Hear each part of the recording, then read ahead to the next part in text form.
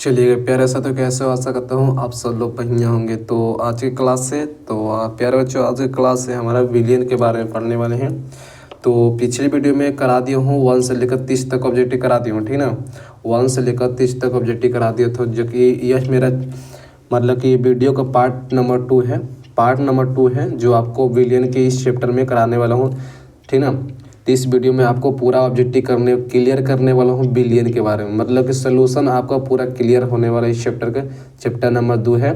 तो जगह पिछला वीडियो भी जगह देख लीजिएगा, ठीक ना। पिछला वीडियो आपको लोग देख लीजिएगा। और यह मेरा बिलियन का सेकंड वीडियो है, और इस वीडियो को पूरा आपको वॉचिंग करना है और देखिएगा इसमें क्या क्या लड़ता है, कितना ऑब्जेक्टिव नहीं लड़ा है और कितना लड़ा है, और सबको मैं बताने वाला हूँ एक एक करके। और सब लोग एक बार हम चैनल को सब्सक्राइब कर दीजिए। आपका मन नहीं सब्सक्राइब करने तो कोई दिक्कत नहीं है, और आपका निर्भर करता है प्यारे बच्चों, सब्सक्राइब करना है या नहीं करना है वो आप पर निर्भर करता है, ठीक ना। क्योंकि आपका चैनल है और आप ही समझिएगा। चलिए 29 नंबर क्वेश्चन है कि प्रासरण दाब निम्नलिखित में से किस समीकरण द्वारा व्यक्त होता है। क्या प्रासरण दाब क्या हमारा है? प्रासरण दाब निम्न में से किस समीकरण द्वारा व्यक्त करते हैं। प्रासरण जब जो कि पाई से हम यूज करते हैं, मतलब प से प्रासरण या प से पाई से हम यूज करते हैं, जबकि यहाँ पी से लगाया गया है। तो इसका आंसर होगा पी बराबर, इससे जिसके पाई बराबर होता है MRT। यहाँ एम नहीं देकर यहाँ सी दे दी है, तो कोई बात नहीं, कुछ रख सकते हैं नहीं, मतलब कि फाइनल क्या होगा? ऑप्शन नंबर ए होगा। और पाई की जगह यहाँ रख दिया है पी रख दिया है, कोई दिक्कत नहीं है, उसका आंसर तो यही होगा। चलेगा, इससे क्या ऑप्शन नंबर ए होगा। और अगला क्वेश्चन 30 नंबर है कि घोलक में 1 kg में उपस्थित घोल के मोलों की संख्या को कहते हैं। 1 kg उपस्थित में घोल के मतलब कि मोलों की संख्या के कहते हैं क्या? 1 kg, जो कि पिछली वीडियो में बताया हूँ kg और लीटर के बारे में। kg मतलब ज़्यादा समय लगेगा उसे हम मोललता कहते हैं, और जो कम समय लगेगा उसे मोलरता कहते हैं। मतलब कि देखिए kg मतलब समय ज़्यादा लग रहा है, मोललता ज़्यादा लग रहा है इसमें, तो मतलब कि इसका मात्रा क्या होगा? मोललता को होगा, ऑप्शन नंबर बी होगा। अगला क्वेश्चन है, और 31 नंबर सभी के आंसर होना चाहिए। और एक बार हम फटाफट आपको प्यारे बच्चे अगर नोट्स लेना है, नोट्स अगर आपको केमिस्ट्री के लेना है, कोई विषय के लेना है, तो आप एक बार मेरे चैनल पर या कमेंट कर सकते हो, या मेरे वीडियो मतलब डिस्क्रिप्शन में देख लीजिएगा, नंबर दिया होगा, व्हाट्सएप ज्वाइन कर लीजिएगा, ठीक है। और 31 नंबर क्वेश्चन हमारा है, निम्नलिखित में से कौन सा अनुसंख्या गुणधर्म नहीं है। क्या है? निम्नलिखित में से कौन सा अनुसंख्या गुणधर्म नहीं है? हिमांक अवनमन या वाष्प दबाव अपेक्षिक अवनमन, क्वथनांक उन्नयन या प्रकाशीय क्रियाशील होता होगा। क्या होगा? कह रहा निम्नलिखित में से कौन सा गुण संख्या गुणधर्म नहीं है? अनुसंग गुणधर्म नहीं कर रहा है प्यारे बच्चों, अनुसंग गुणधर्म नहीं कर रहा है। क्या प्रकाशीय क्रियाशीलता होता है? क्या ये बात बताया कि नहीं? ये तो नहीं होता है, लेकिन बोल सकते हैं हम हिमांक अवनमन या उन्नयन बोल सकते हैं। हिमांक अवनमन या क्वथनांक उन्नयन, वाष्प दबाव अपेक्षिक अवनमन, यह सब क्या है? अनुसंग गुणधर्म पर निर्भर करता है। लेकिन ये बात को याद रखना है, प्रकाशीय क्रियाशीलता नहीं निर्भर करता है। ऑप्शन नंबर फाइनल डी होगा। चलिए अगला क्वेश्चन बढ़ जाओ, आपका इजाजत हो तो अगला क्वेश्चन बढ़ जाऊँ। चलिए 32 के आंसर लगाइएगा। सामान्य ताप एक एवं दाब पर किसी गैस की 1 मोल की आयतन है। क्या है? किसी समान ताप मतलब कि नॉर्मल ताप लेते हैं, दाब पर किसी गैस के 1 मोल की आयतन क्या होगी? कितना लीटर होगा? जबकि LT से हम लीटर को सूच करते हैं। कितना लीटर? याद रखना है 22.4 लीटर। कितना? 22.4 लीटर होता है। तो फाइनली क्या होगा? आपका आंसर बी होगा। और एक एक करके ऑब्जेक्टिव मतलब याद करना, याद नहीं होगा मतलब बलजोरी याद करना, ठीक ना।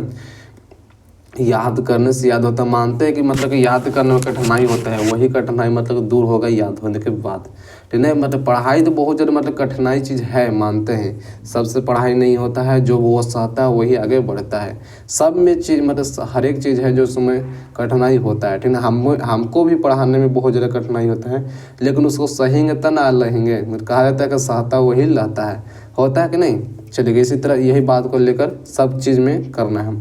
करें किसका क्वथनांक 1 वायुमंडल दाब पर वो सबसे ऊंचा होता है। याद रखना है 0.1 BSCL का। क्या है? BSCL का होता है, ऑप्शन नंबर सी होगा। और अगला क्वेश्चन है, आदर्श घोल के लिए निम्नलिखित में से कौन शर्त सत्य है? क्या है, आदर्श घोल के लिए निम्नलिखित में से कौन सा शर्त सही है। चलिए देखिए, तो इसका आंसर दिया होगा, बताइए तो क्या होगा, कौन सा शर्त जो सही है। और आपका देख रहे होंगे, इसका आंसर तो देख रहे होंगे, आपका मन में एकदम खलबली उठ रहा होगा, यही आंसर होगा, यही होगा। तो देखिए बताए तो हम भी आंसर बताए तो हम भी पढ़े भैया लोग।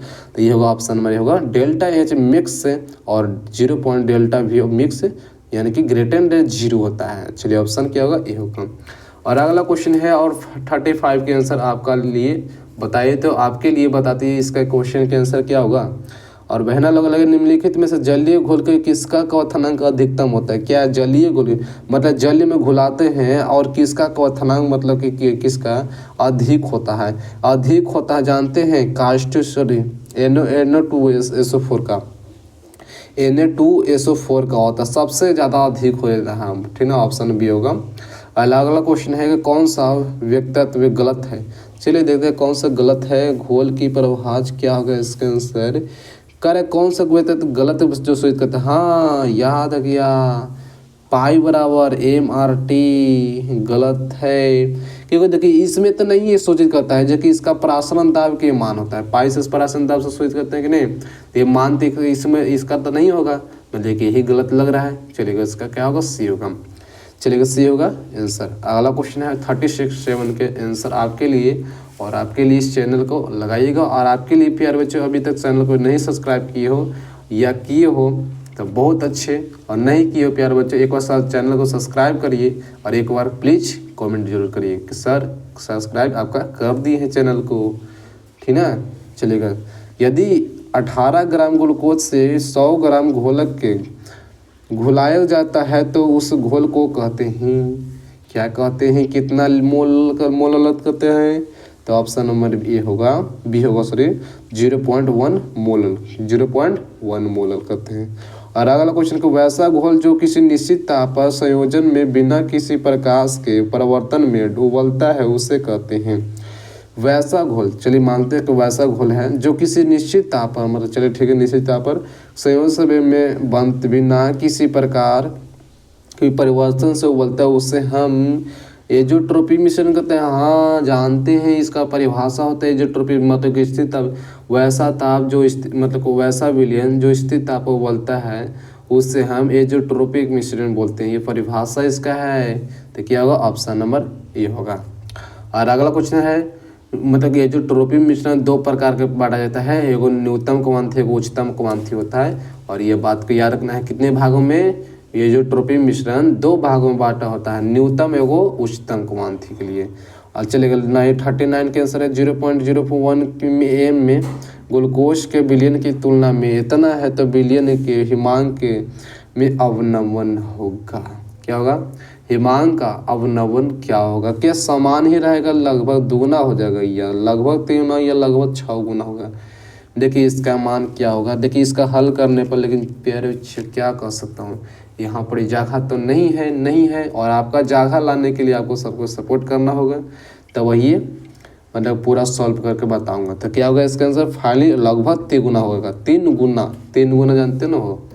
अलग क्वेश्चन है कि 1 किलोग्राम जल में कितना द्रव्यमान इथेनॉल डाला जाए कि इथेनॉल को घोल पर भाज 0.25 हो जाए, कितना ग्राम डालेंगे। अरे भाई जानते हैं, और आप सब लोग जानते हैं कि इतना 63.8 यानी 89 ग्राम डालेंगे तो क्या होगा, बराबर हो जाएगा। चलेगा, अगला क्वेश्चन है 41 नंबर क्वेश्चन है कि ये घोल जिनका प्राशन दाब कितना 300 kTm पर 0.0821 वायुमंडल है तो इस घोल की सांद्रण क्या होगा।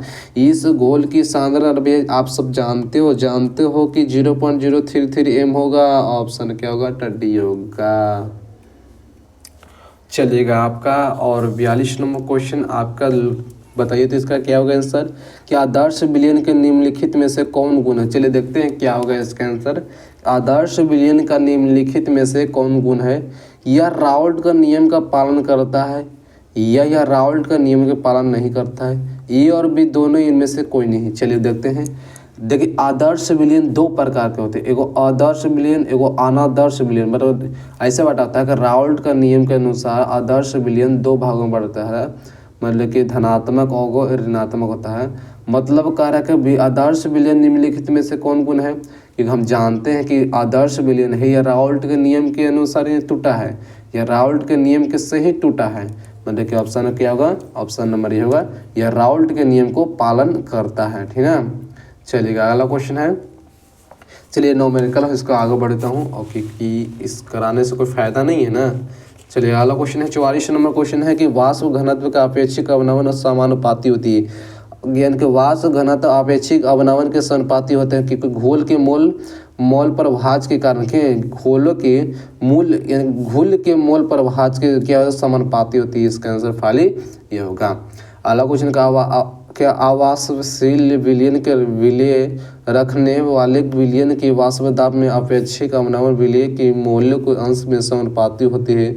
उपयुक्त तथ्य में किसके अनुसार है, क्या है, हेनरी का नियम के अनुसार, या ट्यूलांग तथा पेटिट के नियम के अनुसार, राउल्ट के नियम, या लोसातिली सिद्धांत के अनुसार। अरे भाई जानते हैं कि ये क्वेश्चन है वाष्पशील विलयन है या राउल्ट के नियम का पालन करते हैं, क्या इधर माथा पेचिस करेंगे। ठीक है, इस पर माथा पेचिस नहीं करना है, ज़्यादा दिमाग नहीं लगाना है, जितना बता रहा हूँ उतना समझिए।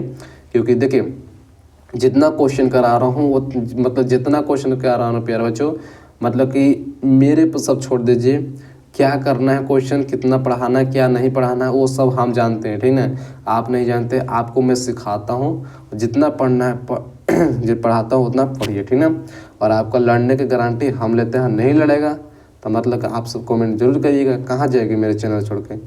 चलिएगा ऑप्शन क्या होगा, सी होगा। और ये क्वेश्चन लगता है कि 25 में लड़ा है। ठीक ना, लड़ा है प्यारे बच्चों, मतलब मान लीजिए 10 क्वेश्चन थी ना, 4 से 5 क्वेश्चन में इस चैप्टर मतलब चैप्टर नंबर 2 सोल्यूशन के से मैं लड़ा दिया हूँ। ठीक ना, सोल्यूशन से लड़ा 4 से 5 क्वेश्चन, समझ सकते हो कितना हम लड़ाता हूँ।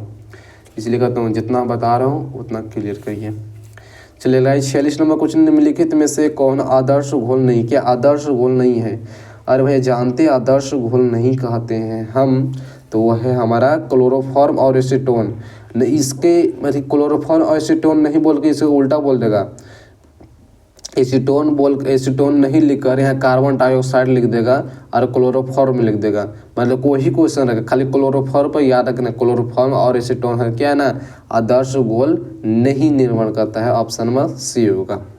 और अगला क्वेश्चन, एक क्वेश्चन बहुत ज़्यादा वीवीआई रखता है और आपको ध्यान रखना है, मतलब सभी क्वेश्चन है ऐसा नहीं है, लेकिन ज़्यादा रहता है वही बोल देता हूँ इसे। ठीक ना, चलिए 47 नंबर क्वेश्चन के 2 द्रवों से बना एक एज़ोट्रोपिक घोल का क्वथनांक दोनों द्रवों से कम होता है, जबकि राउल्ट के नियम से धनात्मक विचलित दिखाता है, या राउल्ट के नियम से ऋणात्मक विचलित करता है, या राउल्ट के नियम से कोई विचलित नहीं करता है, इनमें से कोई नहीं। यार भैया जानते हैं कि जब 2 द्रवों को बना एज़ोट्रोपिक मिश्रण जो क्वथनांक दोनों द्रवों से होता है, या राउल्ट के नियम से धनात्मक विचलित करता है। ठीक है, इसका आंसर ये होगा, धनात्मक विचलित करता है। अगला क्वेश्चन है कि 1.0 m के जलीय घोल की मोल प्रभाज क्या होगा। 1.0 m जलीय घोल में मोल प्रभाजों की संख्या कितना, अगर जानते हैं आप सब लोग जानते हो, हम नहीं जानते तो आप सब लोग जानते हैं अच्छे, क्या होगा 0.0167 होगा। Option number D. ये नया क्वेश्चन है, आपको नया क्वेश्चन पर ज़्यादा मतलब ध्यान देना है। ठीक है, पूछा है क्वेश्चन नहीं आता है, पूछा हुआ क्वेश्चन नहीं आता है प्यारे बच्चों, मैंने जो बहुत ज़्यादा फेमस है वो क्वेश्चन नहीं आता है। क्योंकि जितना आपको नया क्वेश्चन लग रहा है वही क्वेश्चन को याद करने की कोशिश करिए, क्योंकि फेमस क्वेश्चन तो सब जानते हैं, ये सबको याद कर रहा है। ठीक ना, वो क्वेश्चन कोई नहीं पूछता है, आपको एकदम डीप में जाना, जो डीप में समझेगा वही मतलब कि अच्छा क्वेश्चन करके आएगा। शुद्ध जल का मोलरता क्या होगा। शुद्ध जल को जानते हैं क्या है, शुद्ध जल को जो सिद्ध करने के रहता है कि शुद्ध जल की मोलरता निकाले, तो वो मोलरता निकलता है 55.6, क्या है 55.6 होता है। इसका फाइनली हम ऑप्शन में होगा शुद्ध जल 5 में रहता है, 55 क्या होगा 6 होगा, ऑप्शन ए होगा। अगला क्वेश्चन 50 नंबर लगाए कि कर 5 ग्राम NaOH मतलब कि कांस्टेंट सोडा 125 250 ml के विलयन की मोलरता क्या होगी। अरे भैया जानते हैं ये क्वेश्चन न्यूमेरिकल है और न्यूमेरिकल के आंसर होगा ऑप्शन बी होगा 0.5 m होगा। चलेगा अगला क्वेश्चन है और आपके लिए कंप्यूटर महाशय क्वेश्चन बताएगा और 51 नंबर क्वेश्चन के लिए चलेगा। तो लगाइए तो इसका क्या होगा, लगाइए तो इसका क्वेश्चन के आंसर क्या होगा, चलेगा देखिएगा। और हमारा है कि कौन अनुसांग गुण धर्म नहीं है, कौन अनुसांग गुण धर्म नहीं है। अरे भैया अनुसांग गुण धर्म नहीं है, समझ देखिए क्या है, के भी नहीं है, याद हुआ कि नहीं। अनुसांग गुण धर्म नहीं है, नहीं नहीं नहीं नहीं, हम जाऊंगा घर पर नहीं जाऊंगा, मतलब के भी नहीं जाएगा। क्यों नहीं जाएगा, नहीं हम नहीं जाऊंगा, तो क्यों नहीं जाएंगे, अगर जाना तो पड़ेगा, मतलब ऑप्शन में क्या होगा, डी होगा। अगला क्वेश्चन है, चलिए न्यूमेरिकल और आगे बढ़ते, ये भी न्यूमेरिकल है और आगे आगे आगे आगे आगे, हाँ चलिए यहाँ से लगाई तो कि 1 लीटर बिलियन में उपस्थित विलेय के ग्राम समतुल्यकों की संख्या की कहते हैं, क्या है, 1 लीटर बोले, लीटर बोले तो क्या होगा, मोलरता, मोलरता कम समय रखा और लीटर भी कम समय लग रहा, तो मतलब ऑप्शन में क्या होगा, तो सी आ दिया, गलती है। चलिए क्या मोलरता का ऑप्शन नंबर ये होगा, मोलरता, ठीक ना, याद रखना है। अगला क्वेश्चन का मोलरता पर प्रस्थापित होता है, क्या है, मोललता प्रस्थापित है, जानते हैं मोललता बहुत ज़्यादा समय लग रहा है, मतलब कि केजी, ये भी समय ज़्यादा लग रहा है। मोल ग्राम होगा, ऑप्शन में डी होगा। ग्राम को केजी में सूचित करते हैं कि नहीं, बात वही है, वो केजी बोले या ग्राम बोले वही बात होता है, इसमें डाउट नहीं रहना चाहिए, ठीक है।